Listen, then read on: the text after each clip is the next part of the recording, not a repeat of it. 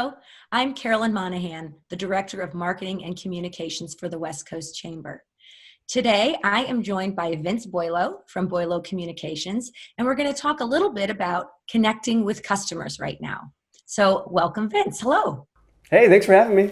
These businesses are eager for their customers to return and to feel safe and to be excited to see them.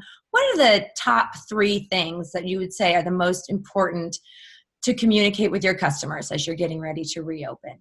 Yeah, so it's complicated. So I'm gonna narrow the focus a little bit and say if we're talking about like retail, food, and hospitality, those types of things, people that or businesses or organizations that see indoor traffic for a lot of customers.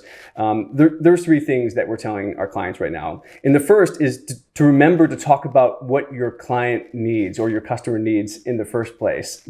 Don't forget your brand and your message, right? Because if you forget to tell people to come out and say, hey, we're going to make you more successful, we're going to make you better at golf, we're going to make you more beautiful, we're going to entertain you, no one's going to come out in the first place. And I mean that not to downplay safety whatsoever. Safety and health is extremely important. But if you lead with that, and I think there's a lot of companies that are going to, you're not going to really win anyone over. You know, the same rules of sales and marketing still apply of getting out there with a clear message that actually engages your audience.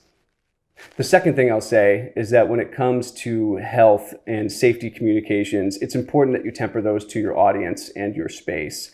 Ensure your audience by letting them know that you're meeting and exceeding the guidelines. And I think one of the biggest things that companies can do is to take a picture of the space that shows that it's safe, right?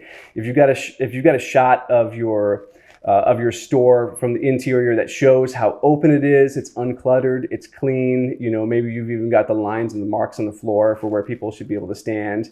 That can go a long way toward making people feel a lot more safe when it comes to reopening your shop. If you've got a giant bulleted list of all the things that you're doing to clean, great, but it's kind of like, so what? Because you're required to do that anyway, and everyone's doing it, and so all that does is clutter your message when you could be showing them exactly what it looks like to come in. And so that's that second piece. The last thing I want to say though is to let your actions speak most loudly when it comes to reopening. You prop your door open so no one has to touch it if it's a nice day. Greet visitors at the entrance. Let them know what the expectations are. The same thing was true before COVID and is true afterward. If you create a remarkable and great experience for your customers, they're going to come back and they're probably going to tell three people about it while they're at it.